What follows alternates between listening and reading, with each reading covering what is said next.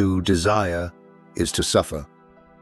Arthur Schopenhauer started from this simple yet devastating insight. For him, life is driven by a force that comes before reason and morality, a blind will that pushes us to want endlessly, to want to exist, to want to possess, to want to endure. Every desire springs from a lack, and every lack introduces tension into the experience of living. When desire goes unmet, pain arises. When it is fulfilled, it quickly dissolves, making way for another form of emptiness. In this way, existence moves between want and weariness, in a continuous motion that rarely pauses. Within this framework, reason plays a secondary role. It arrives after the impulse, shaping the story and offering explanations for decisions that have already been made on another level. Consciousness observes, interprets, and rationalizes, while the will pushes from a deeper plane. Schopenhauer depicted humans as the stage upon which this impersonal force acts, a force present in all living beings, concerned only with its own continuity. From this perspective, suffering is no longer an exception, but a natural consequence of constant desire. Yet, from this perspective, a particular kind of clarity emerges. When one recognizes the mechanism driving them, a certain inner distance appears, not a triumph, but a quiet relief, not lasting happiness, but a more sober relationship with wanting. It is in that distance that the true core of his philosophy begins. Arthur Schopenhauer entered the world on February 22nd, 1788, in the port city of Danzig, caressed by the cold winds of the Baltic and marked by the tension between power and decay that ran through Europe at the time. He was born within elegant walls into a bourgeois family that combined wealth, culture, and the illusion of unshakable stability. Yet, neither he, nor his parents, nor the world around them could have foreseen what that child with penetrating eyes carried within him, a destiny of relentless thought capable of laying bare existence and revealing its cruelest face. He was not destined for commerce, nor for composing gentle verses. His path would be darker, more radical. He would become the philosopher of pessimism, the man who would expose the essence of human suffering, who would see in desire not life's vital force, but an inescapable sentence, and in the will, the invisible tyrant that governs every life. His father, Heinrich Floris Schopenhauer, was a successful merchant with a liberal outlook and a taste for the cosmopolitan. His mother, Johanna, possessed wit and a passion for literature. But behind the facade of respectability and prosperity, young Arthur grew up amidst shadows that reason could not decode. His childhood swung between extremes: the cold, pragmatic discipline of his father, who sought to shape him as heir to his commercial empire, and the superficial warmth of his mother, who found relief in salons and literary gatherings. Amidst this oscillation, Arthur began to develop not merely as a child, but as a silent observer of the absurdity surrounding him. From an early age, he displayed extraordinary sensitivity. What others deemed trivial became anguish or deep contemplation for him. Every gesture, every word from his family left invisible marks upon his soul. By the age of 5, he had already witnessed violent disputes between his parents, the father irritable and rigid, the mother ironic and distant. While other children played without concern, Arthur read, listened, and meditated on the silent suffering that seemed to inhabit the human condition. At 9, the family moved to Hamburg, a livelier, more commercial city, in search of stability. But instead of finding it, Arthur felt increasingly isolated and disconnected from the world imposed upon him. His father, obsessed with duty and discipline, had drawn a clear path.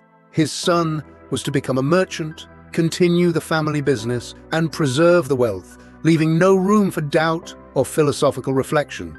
At 15, Arthur was sent to Le Havre in France to work at a trading house and perfect his French. Far from opening doors, the journey sowed deep conflict within him. The life assigned to him revealed itself as a prison without bars. He watched the businessmen around him as actors in an absurd tragedy. They chased money as if it could redeem their existence, oblivious to the fact that life is woven with pain, unfulfilled desire, and emptiness. Though he outwardly obeyed, inwardly he began to plot an intellectual escape. Nothing seemed more grotesque than the adult's obsession with accumulating power, titles, and possessions. While ignoring the essential, suffering is not an accident of living. It is its very essence. In family letters that still survive, a precocious, bitter, and brilliant lucidity already emerges, foreshadowing the doctrine that would define his thought: existence is suffering, desire is condemnation, and the will is the invisible tyrant of every human being. The ideas, just beginning to take root in Arthur's mind, were still fragile, stifled by the expectations of others, by his father's carefully laid plans, and by a society that demanded rigid paths. Yet, something inside him was on the verge of breaking. At 17, a piece of news struck his life like a gale. His father, Heinrich Floris Schopenhauer, had died under circumstances that would never be fully clarified. Officially, it was called an accident, a fall from the attic. But Arthur and many around him could not help but suspect what the world remained silent about. A quiet suicide, a desperate act that left deep scars. The blow was devastating. Not only had his father disappeared, but the entire scaffolding of his existence seemed to crumble. The established roots, social conventions, the commercial obligations that had seemed immovable, all turned to dust in his hands. With a soul torn and eyes fixed on the abyss, Arthur made a decision that would seal his destiny and forever change the course of Western philosophy. He broke with the family business legacy and plunged fearlessly into the dark labyrinth of thought. His childhood did not end with a simple step into adulthood. It left an indelible scar, a mark that would shape every choice he would ever make. Heinrich's death did more than shatter the family unit. It abruptly and painfully freed Arthur from the chains of a destiny he had never chosen. The inheritance he received came with a deep wound, a mix of guilt, doubt, and premature autonomy that would forge his character like iron tempered in intense fire. He was 17, and life had already revealed its rawest, most merciless face. His mother, Johanna, reacted with astonishing speed. She took control of the family and moved with Arthur and his sister Adele to Weimar, quickly becoming a prominent figure in literary circles. She opened a cultural salon that drew luminaries such as Goethe, Wieland, and other intellectuals of the era, but Arthur never fit into that world of brilliant words, calculated smiles, and courtly superficialities. His relationship with his mother, tense for years, became untenable. To Johanna, he was somber, unsociable, overly rigid. To Arthur, his mother was frivolous, obsessed with appearances, and a recognition he considered hollow. Emotional separation was inevitable. They lived under the same roof only a few more years, coexisting amid ever-intensifying disputes, until Arthur left his mother's home for good. Reconciliation would never come. That rupture left a profound mark on his view of love, family, and human relationships. For him, every bond was tainted by self-interest, ego, and the blind will that drives humans to seek pleasure where there is only pain.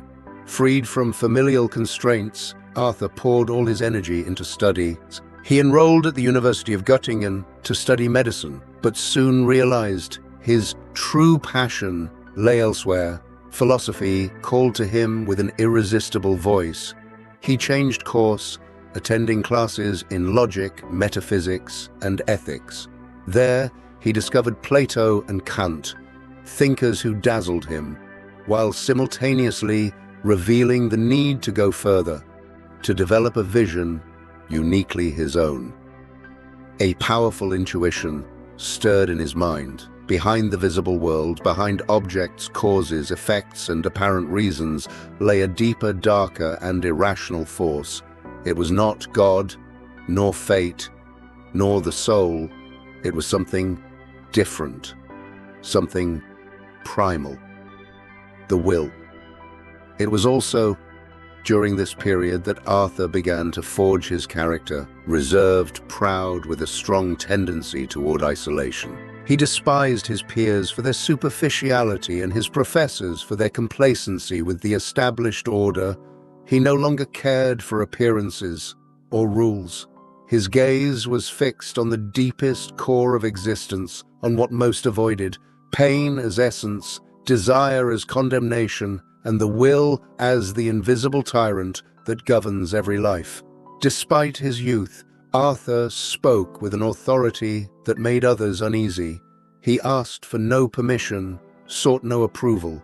He openly scorned academic conventions and detested the idea of becoming just another disciple, aligned, obedient, predictable. He did not wish to continue a tradition. He wanted to blow it apart. His arrogance was such that he confronted established intellectual figures head-on, leaving behind an atmosphere thick, almost suffocating. Yet within that arrogance lay something deeper, a brutal authenticity. Schopenhauer did not pretend, did not perform, did not soften his words. He said exactly what he thought, even if no one was willing to hear it. In 1811, he moved to Berlin, intent on studying alongside the most influential thinkers of the moment. Among them was Johann Gottlieb Fichte, whom he would soon openly despise, dismissing him as an idealist charlatan, trapped in empty abstractions. The university environment, far from inspiring him, felt stifling. The classrooms were not temples of thought, but stages for intellectual vanity. There, the seeds of his final break with dominant idealism began to take root. While others parroted borrowed systems, the first outlines of Arthur's own philosophical architecture began to emerge. A vision of the world that was born not of optimism or faith in progress, but of conflict, of suffering, and a frontal rejection of all naive hope. By his mid-20s, he had already lived enough to reach a troubling conclusion. Life was not a gift. It was a trap, carefully disguised. And yet, amidst rejection, solitude, and constant criticism, Arthur wrote. He wrote relentlessly, with restrained fury, with sharp clarity, with a style that shunned ornamentation and struck straight at the wound. He did not seek to console.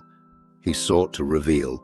While his contemporaries clung to ideals of progress, reason, and enlightenment optimism, he sank ever deeper into a devastating intuition. Every desire is doomed to dissatisfaction. Every love is a form of possession. Every existence is threaded with suffering. In this voluntary isolation, he began to carve one of the most radical, lucid, and harrowing philosophies ever conceived. In 1813, at just 25, Arthur Schopenhauer submitted his doctoral dissertation at the University of Jena, titled On the Fourfold Root of the Principle of Sufficient Reason. Dense and technical, the work went almost unnoticed by his contemporaries. Yet, its pages already pulsed with a silent threat to the foundations of rationalist thought.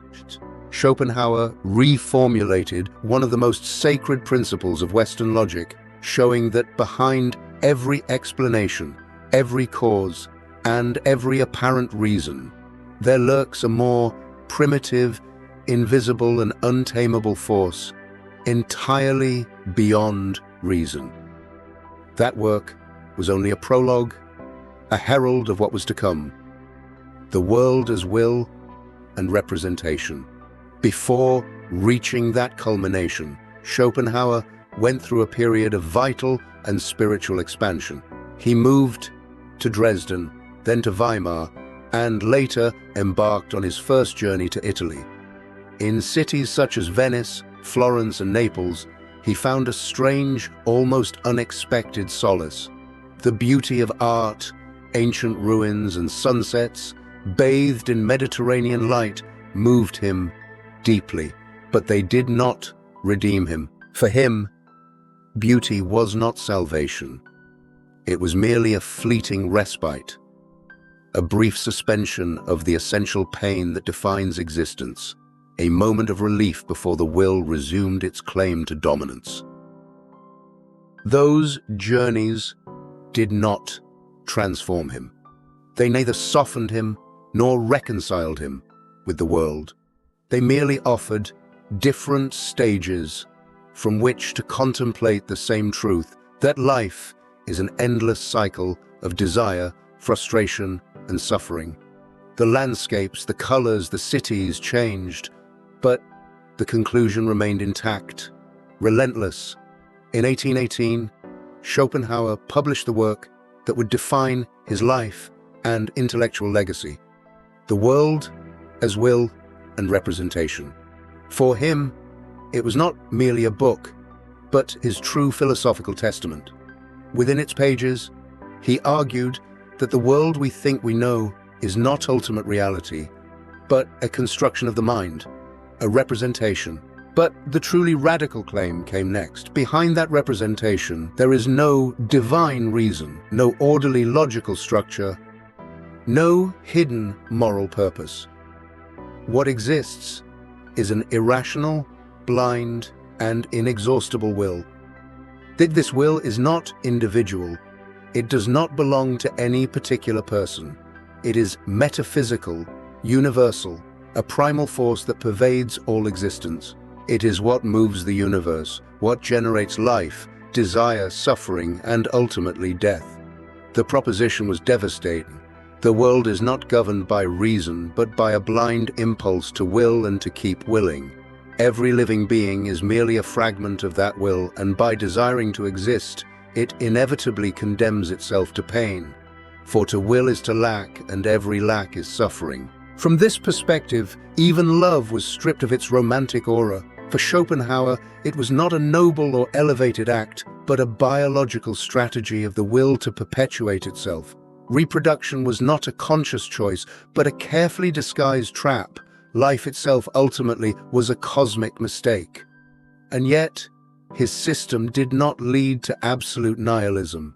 Amid so much darkness, Schopenhauer opened a crack, a possible escape from torment: art, especially music. For him, aesthetic contemplation had the power to suspend, if only for a moment, the dominion of desire. When an individual immerses fully in a work of art, they cease to will, cease to affirm themselves as ego, cease to suffer. In that instant, the will loses its grip. The artistic genius then is not merely a creator, but a kind of temporary redeemer, capable of offering moments of lucidity amid universal pain. The other path to liberation was even more radical: renunciation. Inspired by Eastern thought and asceticism, Schopenhauer maintained that the wise person is one who denies the will, extinguishes their desires, and lives in chastity, detachment, and solitude. It is not a matter of fleeing the world, but of ceasing to affirm it. Only in this way, he argued, is it possible to reach a form of silent redemption, without promises, without illusions. But the most tragic was yet to come. Despite the depth of his thought, the clarity of his style, and the revolutionary nature of his vision, The World as Will and Representation was ignored. The book passed completely unnoticed. There were no prizes, no debates, no followers, only silence. Schopenhauer had cast his searing truth into the world, and the world did not respond. This failure wounded him deeply. He first took refuge in Berlin, then in Dresden, becoming increasingly surly, ironic, and resentful of his contemporaries. It was there that his definitive transformation began, that of the cursed philosopher, the man who walks among others, knowing what no one wants to see, and who is therefore condemned to solitude. Hurt by the indifference with which the world had received his work, Schopenhauer did not retreat. On the contrary, if the world ignored him, he would despise it all the more intensely. His character, already harsh, hardened further, until it became almost petrified. Withdrawn into himself, he adopted the posture that would accompany him for the rest of his days, that of the misunderstood genius, proud, intolerant, utterly convinced of his own intellectual superiority. He looked upon his fellow philosophers with open disdain, reserving his greatest contempt for whom he considered his natural enemy, Georg Wilhelm Friedrich Hegel. He loathed him with an intensity bordering on obsession. To Schopenhauer, Hegel embodied all that was corrupted in the philosophy of his time. A charlatan, wrapped in obscure language, elevated to idol status by the academy, and venerated by an obedient mass, incapable of thinking for themselves. In a gesture of defiance that today borders on tragicomedy, Schopenhauer requested to teach classes at the University of Berlin at the exact same time as Hegel. His intention was clear: to force students to choose between what he called authentic thought and what he considered an institutionalized farce. The result was devastating. Hegel's lecture halls overflowed, while Schopenhauer's remained nearly empty. Wounded deep in his pride, he abandoned academic teaching and vowed never to return. It was not merely a professional defeat, it was, for him, the definitive confirmation of the world's blindness. The will had condemned him not only to witness the horror of existence, but also to preach in the desert, without listeners, without echo. Removed from institutions, Arthur began to live as a wandering philosopher. He frequently changed residences, avoided crowds, despised salon intellectuals, and wrote in silence, far from any public stage. Thanks to his father's inheritance, he had sufficient income to maintain independence, but material comfort did not soften his temperament. He became a declared misanthrope. He loathed noise, unnecessary company, social contact. He was known to switch tables in cafes if someone laughed too close, and to erupt in curses at servants who disturbed his silence. His only constant companion was a poodle he named Atma, in reference to the concept of the universal soul in Eastern thought. Dogs are more faithful and profound than men, he would say. Yet, behind the sarcasm, verbal aggression, and social rejection beat a tireless mind. In perpetual combustion, Arthur never stopped writing. He published minor works, essays on free will, morality, and metaphysics, and began preparing an expanded edition of his magnum opus. At the same time, he read voraciously, especially Eastern texts, Buddhism, Hinduism, the Upanishads. He was among the first Western philosophers to integrate these traditions seriously and deeply into his system. In them, he found an unsettling resonance with his own worldview, the rejection of desire, the recognition of suffering as the essence of life, and the idea that only through the negation of the will is a form of redemption possible. While official philosophy continued to revolve around idealist, rationalist, or theological systems, Schopenhauer persisted as a solitary beacon of dissent, isolated, despised, yet convinced that time, not his contemporaries, would eventually prove him right. His style did not soften with age. It remained clear, sharp, brutal in its honesty. Schopenhauer did not write to embellish ideas or to soothe sensibilities. He wrote as one who hurls knives at the complacency of the world. His texts resembled less academic treatises and more lucid, harrowing cries, addressed only to those with the courage to face existence without blinders or consolations. And yet, the world continued not to listen. By the time he reached 40, Schopenhauer was little more than a forgotten philosopher. A single ignored work, no disciples, no chair, no recognition, no glory, no echo. His only solace lay in an intimate, unshakable certainty. He knew he was right. The entire universe could be mistaken, but he was not. That conviction, so grand, so dangerous, was the only thing that allowed him to keep breathing. Entering his 50s, Arthur Schopenhauer lived like an almost spectral figure, removed from all institutions, with no school or visible followers. He resided in Frankfurt, in a Spartan apartment, surrounded by books, musical scores, and a handful of objects arranged with near obsessive precision. His routine was immutable. Solitary walks, frugal meals, deep reading, disciplined writing. He had reduced his life to the minimum possible noise, yet inside, an unresolved demand still burned, to be heard. The silence of the world tormented him more than his own disdain. Years earlier, after witnessing the editorial failure of the world as will and representation, he had written in his diary a phrase that condensed all his tragedy. "I am nothing more than a prophet with his tongue cut out." But time, that relentless and capricious enemy, was about to rewrite the story. In 1851, Schopenhauer published Parerga and Paralipomena, a collection of miscellaneous essays addressing philosophical, psychological, moral, and aesthetic issues with devastating clarity. This time, the tone was different, more accessible, more direct, even ironic. It was not a closed system, but a series of sharp blows aimed at the heart of the human condition. He wrote about vanity, suffering, stupidity, love, art, and death without anesthesia. It was there that he left some of his most memorable lines, aphorisms that cut like blades, such as the one in which he claimed that humans had turned the earth into hell for animals. And then the unthinkable happened. The book was a success. For the first time, his voice broke through the wall of indifference.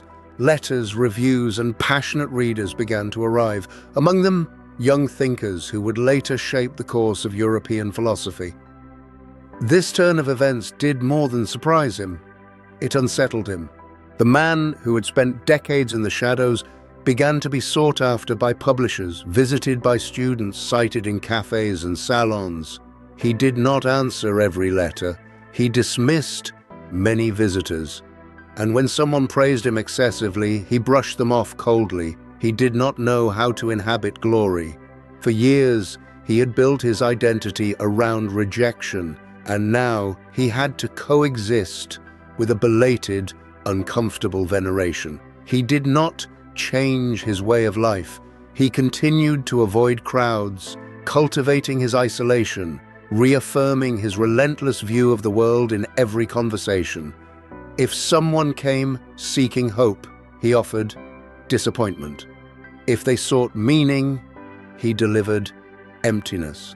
And it was precisely that radicalism, that refusal to soften the truth, that made him magnetic. While Europe indulged in ideals of progress, industrialization, and faith in Enlightenment reason, Schopenhauer stood as an uncomfortable counterfigure, a living reminder that beneath the shine of advancement still pulsed desire, pain, and suffering that no one wished to acknowledge. Rather than promising a better tomorrow, Schopenhauer warned that the future is nothing more than the endless repetition of torment, masked as hope. While other philosophers proclaimed human freedom, he insisted that freedom is an illusion, carefully woven by a blind and relentless will.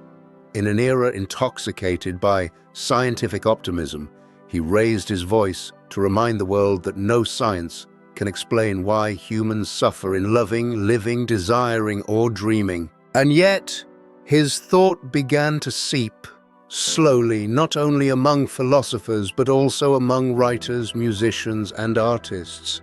Some read him with devotion, others with discomfort, but no one emerged untouched. Schopenhauer, the eternal outcast, was beginning to become the silent root of a new way of thinking about the world, deeper, darker, more honest.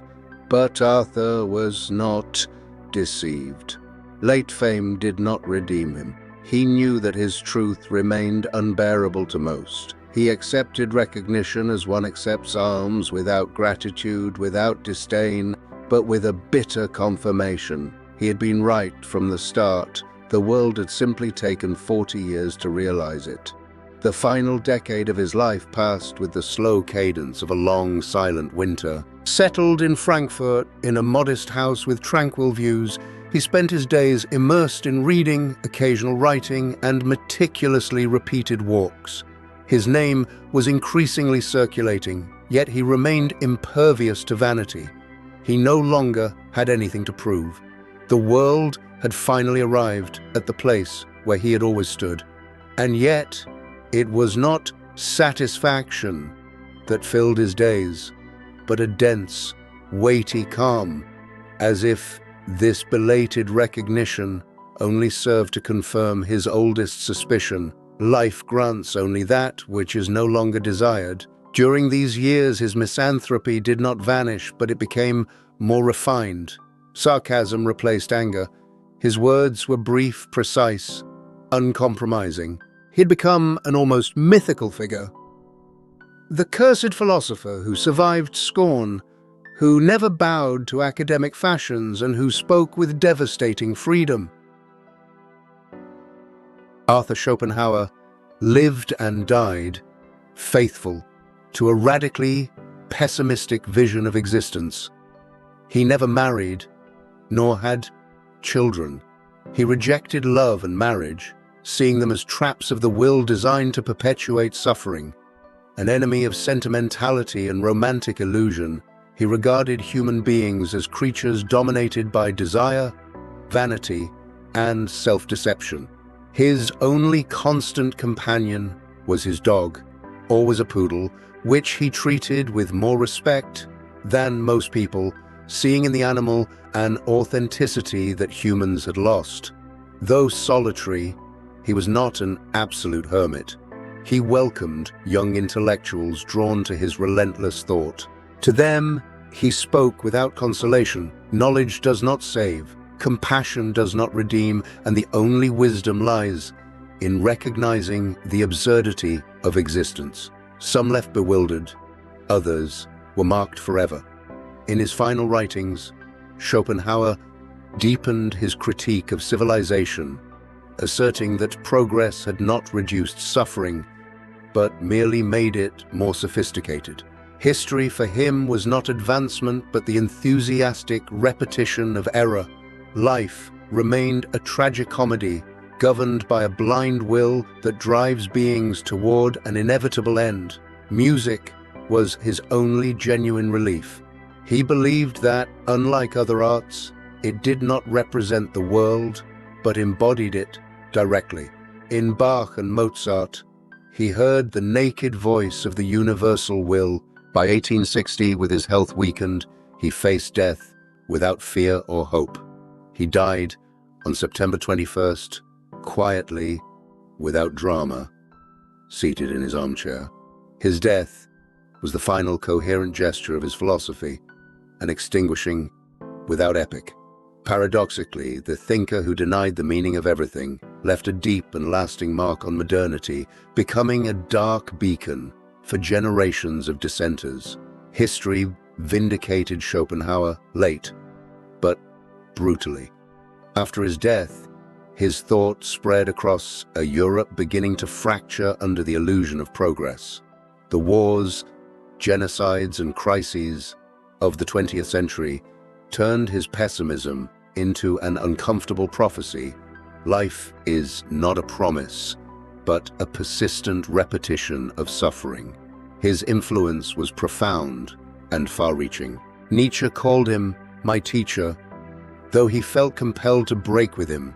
He admired Schopenhauer's radical honesty and his vision of desire as a blind force. Yet, where Schopenhauer proposed negation, Nietzsche chose tragic affirmation. It was an inevitable rupture and at the same time a decisive inheritance. Without Schopenhauer, Nietzsche would not have existed. Other writers followed that dark trail. Thomas Mann inherited his moral gravity. Kafka, guilt without cause and suffering without escape. Camus, unbearable lucidity. Beckett, negation pushed to the limits of language. Even Freud, though rarely citing him, drew upon his central insight. Humans are not masters of themselves.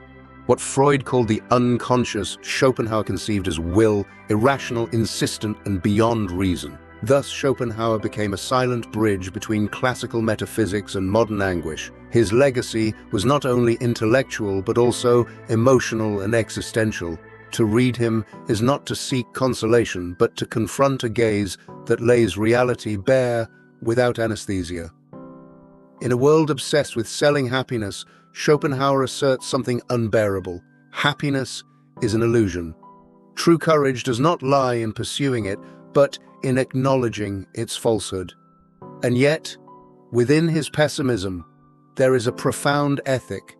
Compassion does not arise from duty, but from the shared recognition of suffering. Today, more than a century later, his voice continues to return whenever progress disappoints and promises prove empty. He offers no meaning, but he offers lucidity. And he leaves an inevitable question, one that still unsettles. What if Schopenhauer was right?